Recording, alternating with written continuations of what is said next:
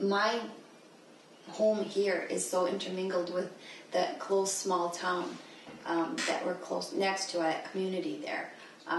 What we do, community supported agriculture, we support each other. So we support them with the veggies, so everything is like intermingled, and they support us. It's like a village, you look out for each other.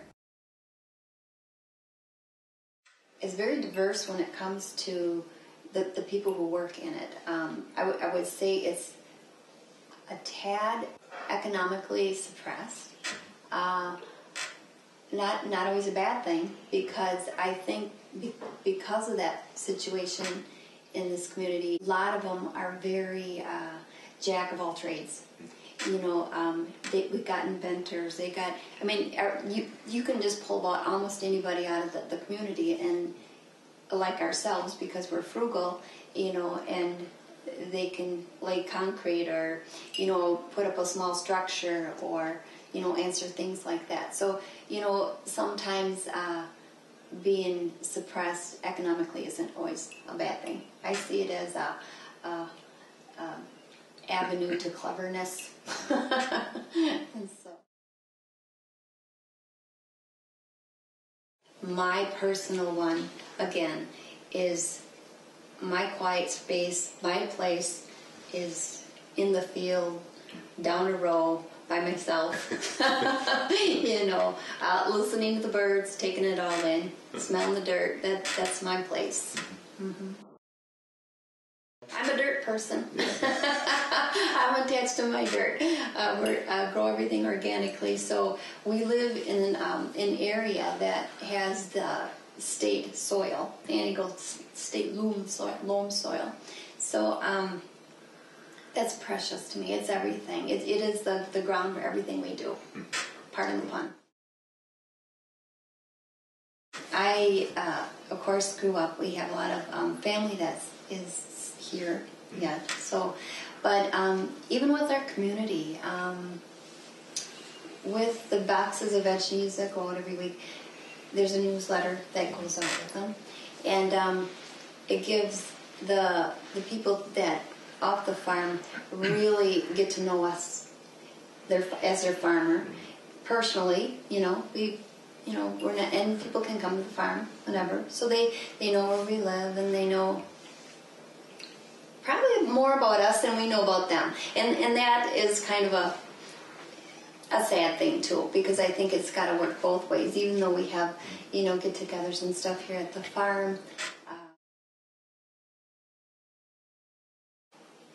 we went to the MREA, which is an energy fair, which it shows a lot of different things. And we also had a son in college in Stevens Point.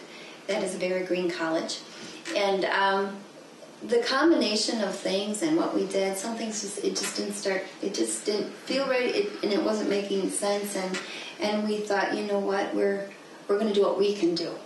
So after hearing a very inspiring speaker over there at the fair, energy fair, we came home and we planted apple trees, we dug ponds, we purchased a greenhouse. We were go.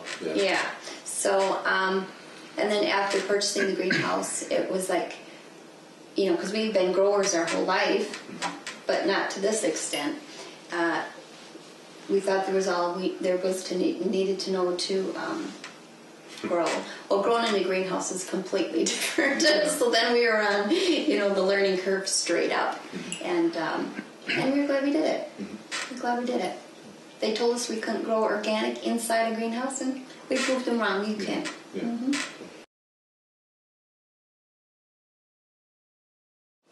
I think we all have responsibility, and if you know of a better way, you should share it. If you can help support, you do that. So it's the fresh waters, the lakes, it's the forest. That is embedded in just about everybody who lives here. The hunting, the fishing. It is part of our life. That is for sure. Mm-hmm. The earth blessing is a way that we put out there as a great appreciation for what Mother Earth, Creator God, whatever you want to put it as, all this good energy that comes to this farm and all the abundance it gives back. And we want to just show publicly how grateful we are, and also to share that with that great respect. Because some of the things we go through the woods and we talk about, it's never occurred to some people. So it's just kind of a way of opening their thoughts. The woods, the trees around us, the soil, how we're all interconnected, and how it all has to be, all their needs have to be taken care of so we can all be winners.